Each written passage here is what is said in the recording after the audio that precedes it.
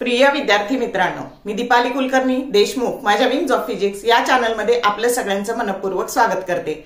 आपण पीवायक्यू ची सिरीज बघतो आहोत की ज्यामुळे काय होणार आहे की तुम्हाला प्रश्नांची कल्पना येणार आहे की कशा प्रकारे प्रश्न विचारले जातात, आपण तयारी कशी करायची, कोणते फॉर्म्युले बघायचे आणि प्रश्न रिपीट होतात। मग जर समजा तुम्ही काळजीपूर्वक पाहिलं तर प्रश्नांची उत्तरं तुम्हाला रेडीमेड देता येतील, म्हणजे तिथे तुमचा वेळ वाचणार आहे। सीईटी नीट जेईई या परीक्षांमध्ये सगळ्यात महत्वाचं काय असतं तर तुमचा वेळ वाचणं। त्या परीक्षेच्या 3 तासात तुम्ही किती वेळ वाचवता, किती स्मार्ट वर्क करता, किती प्रश्नांची उत्तरं बरोबर देतात, या सगळ्याला महत्व असतं। आणि त्यामुळे आपण आज सेमीकंडक्टर डिव्हाइसेस या चॅप्टरचा सेकंड पार्ट पाहतो आहोत। पहिल्या पार्ट मध्ये आपण काही प्रश्न पाहिलेत, आता दुसरा पार्ट बघूयात। म्हणजे तुम्हाला 7-8, 10 प्रश्न रोज जरी केले तरी भरपूर त्याच्याने कल्पना येणार आहे आणि अभ्यास होणार आहे तुमचा। तर स्मार्ट पद्धतीने अभ्यास करा। तर चला तर मग वेळ न घालवता आपण सुरू करूयात सेमीकंडक्टर डिव्हाइसेसचा पार्ट सेकंड। आता हा प्रश्न बघा, in a transistor comparing the doping of emitter, base and collector, the part which is heavily doped and that which is lightly doped are respectively. Option A, emitter and collector, B, collector and base, C, emitter and base, and D, collector and emitter. आता transistor मध्ये काय असतं तर PNP असू द्या नाहीतर NPN असू द्या, इमिटर जो असतो तो हेवीली डोप्ड असतो, जो बेस असतो ना तो लाईटली डोप्ड असतो आणि कलेक्टर जो असतो तो मॉडरेटली डोप्ड असतो। आणि एरिया वाईज जर म्हटलं ना तर याची जी विड्थ आहे ना, कलेक्टरची ही सगळ्यात जास्त असते, इमिटरची मॉडरेट असते आणि बेसची एकदम लाईट असते किंवा थिन असते। आलं का लक्षात? तर हे नेहमी लक्षात ठेवा, याच्यावर खूप सारे प्रश्न येतात।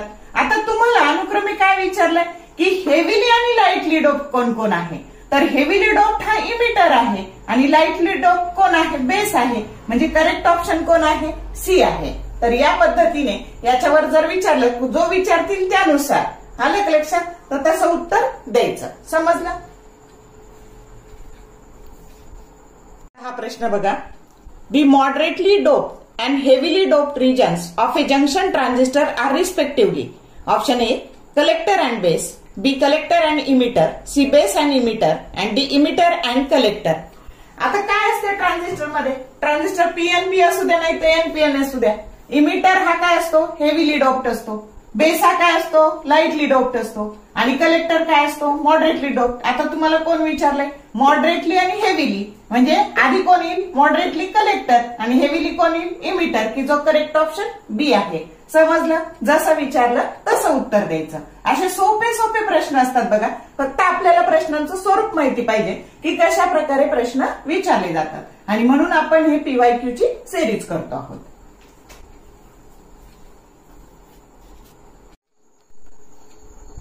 नेक्स्ट क्वेश्चन बघा, if L1, L2 and L3 are the widths of emitter, base and collector regions of a transistor respectively, then option A, L1 is greater than L2, L2 is greater than L3, option B, L3 greater than L2, L2 greater than L1, C, L3 greater than L1 and L1 greater than L2 and D, L1 equal to L2 equal to L3.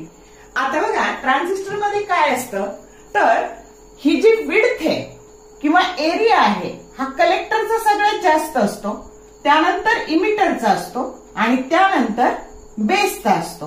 आणि तुम्हाला त्याची नावं अनुक्रमे L1, L2 आणि L3 दिलेली. मग सगळ्यात मोठं कोण, L3, त्याच्यापेक्षा छोटं कोण, L1 आणि सगळ्यात छोटं कोण, L2. म्हणजे L3 is greater than L1 and L1 is greater than L2. Correct option काय आहे, सी आहे. असंच एरियावर सुद्धा येऊ शकतं की हा एरिया सगळ्यात मोठा असतो, हा मॉडरेट असतो आणि हा सगळ्यात छोटा असतो. समजलं? तर करेक्ट ऑप्शन सी आला. म्हणजे तुम्हाला प्रश्नांचं स्वरूप कळावं म्हणून हे आपण पीवायक्यू बघतो आहोत. नेक्स्ट क्वेश्चन असा आहे बघा, the Boolean expression for XOR gate C that is equal to A plus B is equal to, 4 options दिलेले आहेत बघा. तर ए ऑप्शन आहे A dot B plus A bar dot B bar, B option आहे A plus A bar dot B bar, C आहे A dot B plus B bar आणि D आहे A bar dot B plus A dot B bar. मग आपल्याला माहिती आहे XOR gate की ज्याचं output C that is equal to काय दिले ए प्लस बी आणि हे काय असतं तर A bar dot B plus A dot B bar. तर जो करेक्ट ऑप्शन काय आहे डी आहे. असे सोपे सोपे प्रश्न असतात बघा.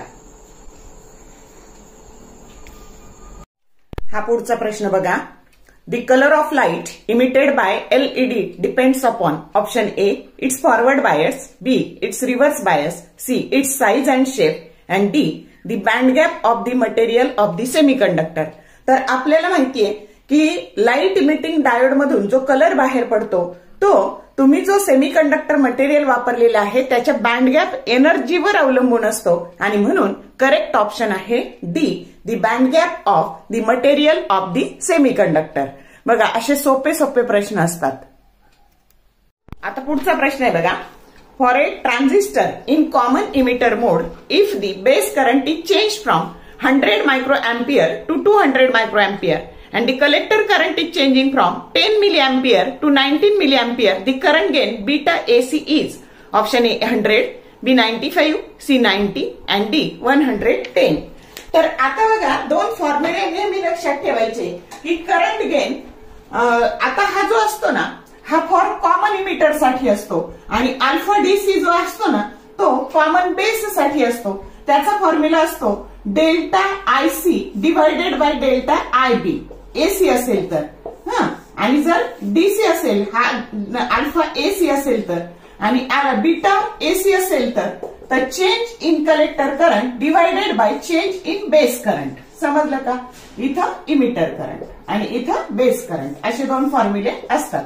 एसी आलं तर आणि जर डीसी आलं तर हे डेल्टा काढून टाकायचं चेंज घ्यायचं नाही. मग आता तुम्हाला काय दिलंय तर तुमचा कलेक्टर करंट 10 पासून 19 मिली अँपियर मध्ये चेंज होतो आणि बेस करंट कुठून कुठे 100 टू 200 मायक्रो एम्पियर मध्ये चेंज होतो आणि म्हणून आपण करतो जेव्हा चेंज काढतो तेव्हा आपण घेतो फायनल मायनस इनिशियल. मग 19 मायनस 10 मिली एम्पियर आणि 200 मायनस 100 मायक्रो एम्पियर. मग आता बघा हे मिलीचे केले 1 मिली एम्पियर 10⁻³ एम्पियर आणि 1 मायक्रो एम्पियर 10⁻⁻6 एम्पियर. मग आता इथं झाले 10⁻⁻4. -4 वर गेल्यावर काय झाले डिनॉमिनेटरच्या न्यूमरेटरला गेल्यावर काय झाले +4 म्हणजे 9 into 10⁻1 that is nothing but 9 into 10 that is 90. Correct option काय आला सी आला. तर ह्या पद्धतीने हे दोन्ही फॉर्म्युले चांगले करून ठेवा एसी साठी. आणि जर इथं डीसी असेल समजा अल्फा डीसी असेल तर इथं फक्त आयसी डिवायडेड बाय आयई आणि इथं पण डीसी असेल तर IC divided by IB. This is the for common base and this is for common emitter. आलं का लक्षात. फॉर्म्युला शीट मध्ये फॉर्म्युले लिहून ठेवा फक्त व्हॅल्यू बदलतील.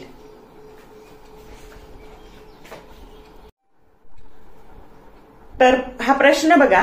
दी Boolean expression for the given combination of logic gate is. तुम्हाला असं लॉजिक गेट दिले आणि त्याचं बुलियन इक्वेशन लिहायचं आहे. मग अजिबात घाबरायचं नाही बघा.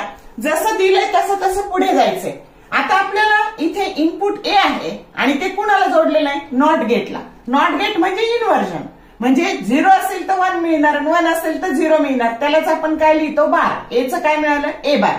इथं बी आणि सी आहे पण ते अँड गेटला जोडलेलं आहे. आता अँड गेट म्हणजे लॉजिकल मल्टिप्लिकेशन म्हणजे बी आणि सी चा डॉट घ्यायचा आणि इथे ऑर गेट आहे. ऑर गेट म्हणजे दोन्हींची बेरीज. मग याची ए बार प्लस बी डॉट सी ही जो करेक्ट ऑप्शन सी आहे. तर अशा पद्धतीने ह्या फिगर वरून पुढे पुढे जायचं. समजलं का.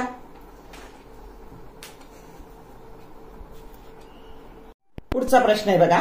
In common emitter transistor amplifier, load resistance is 6.5 kilo ohm and input resistance is 1.3 kilo ohm. If the current gain is 78, the voltage gain is option A 780, B 390, C 260 and D 50. आता आपल्याला काय काय दिले तर आपल्याला beta दिले त्यानंतर RL load resistance 6.5 दिलाय आणि इनपुट रेजिस्टन्स 1.3 दिलाय आणि आपल्याला व्होल्टेज गेन काढायचा आहे. तर व्होल्टेज गेनचा फॉर्म्युला असतो बीटा एव्ही. ए म्हणजे गेन आणि व्होल्टेज गेन म्हणून AV. Voltage gain that is equal to beta into RL by RI current amplification factor. तो आहे बघा तुम्हाला 78 दिलाय. 6.5 डिवायडेड बाय 1.3. बघा बरं, ह्या एक एक डिजिट जर पुढे सरकवला आपण, याचे 65 केले आणि हे 13 केले तर 13 5 जा 65 येतं. म्हणजे सोपं करून दिलेलं आहे तुम्हाला. आणि 78 into 5 जर केलं तर तुमचा व्होल्टेज गेन येणार आहे 390, की जो करेक्ट ऑप्शन बी आहे. बघा किती सोपा प्रश्न आहे. फक्त तुम्हाला गरज आहे की कशा पद्धतीने ते सिम्प्लिफाय होतं ते बघायची. तुम्हाला दिलेलं असतं सोपं करून, फक्त तुम्हाला डेसिमल पॉइंट इकडं तिकडं सरकवायचा असतो. समजलं का? पुढचा प्रश्न आहे बघा. A photodiode is made from a semiconductor with a band gap of 2.5 electron volt. It can detect a signal of wavelength Hc दिले बघा, म्हणजे product of Hc that is equal to 1242 electron volt nanometre. तुम्हाला option A दिलाय 4000 angstrom unit, बी दिलाय 4000 nanometre, C दिलाय 6000 angstrom unit आणि D दिलाय 6000 nanometre. मग आता तुम्हाला बँड गॅप दिलेला आहे 2.5 इलेक्ट्रॉन व्होल्ट आणि हे पण इलेक्ट्रॉन व्होल्ट इंटू नॅनोमीटर मध्ये दिलेलं आहे. इलेक्ट्रॉन व्होल्ट नॅनोमीटर आणि ईजीचं युनिट इलेक्ट्रॉन व्होल्ट, म्हणजे कॅन्सल होऊन एचसी बाय. आता खरा फॉर्म्युला काय असतो तर तुम्हाला माहितीये, energy that is equal to E that is equal to H mu. मग याला जर आपण इजी केलं तर EG that is equal to H C by lambda. पण तुम्हाला लॅमडा काढायची आहे म्हणून lambda that is equal to H C by EG हा फॉर्म्युला आला. समजलं कसा आला? मग आता बघा, ह्या लॅमडा ह्या एच सी ची व्हॅल्यू दिलेली आहे 1242 आणि तुम्हाला इजी दिले 2.5 इलेक्ट्रॉन व्होल्ट. याला कन्व्हर्ट करायची गरज नाही कारण इथे इलेक्ट्रॉन व्होल्ट कॅन्सल होणार आहे. आता याची व्हॅल्यू 5/2 टाका. 2.5 ची व्हॅल्यू काय टाका? 5/2 टाका. म्हणजे ह्या 2 ने याला गुणायचं आणि 5 ने भागायचं. उत्तर येतं 497 नॅनोमीटर. आता तुम्हाला हे नॅनोमीटर म्हणजे एंगस्ट्रॉम युनिट किती झाले? 4970 एंगस्ट्रॉम युनिट झाले. आणि मग lambda that should be less than this. मग याच्यापेक्षा ही जर छोटी असेल, जसं तुमची frequency of incident radiation that should be greater पाहिजे, तशी लॅमडा शुड बी स्मॉलर पाहिजे. आणि म्हणून लॅमडा शुड बी स्मॉलर. याच्यापेक्षा छोटी व्हॅल्यू कोण आहे तर 4000 एंगस्ट्रॉम युनिट हीच एक छोटी व्हॅल्यू आहे. आणि म्हणून तुम्हाला तिथं उत्तर नॅनोमीटर मध्ये पण दिले, एंगस्ट्रॉम युनिट पण मध्ये पण दिले. तुम्ही पटकन हे नॅनोमीटर पाहून त्याला नॅनोमीटर क्लिक करता. तसं करायचं नाही, याला सोडवून नॅनोमीटर एवढेच येतात. एंगस्ट्रॉम युनिट याच्यापेक्षा छोटी व्हॅल्यू एकच आहे 4000 एंगस्ट्रॉम युनिट. आणि म्हणून करेक्ट ऑप्शन काय आहे? ए आहे. समजलं का?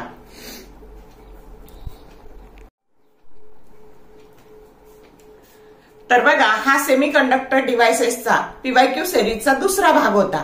तर तुम्हाला जर भाग आवडला, त्यातले प्रश्न आवडले तर लाईक करा, शेअर करा, कमेंट करायला कंजूसी करू नका. All the best for your study and exam from the bottom of my heart and thank you for watching this whole video.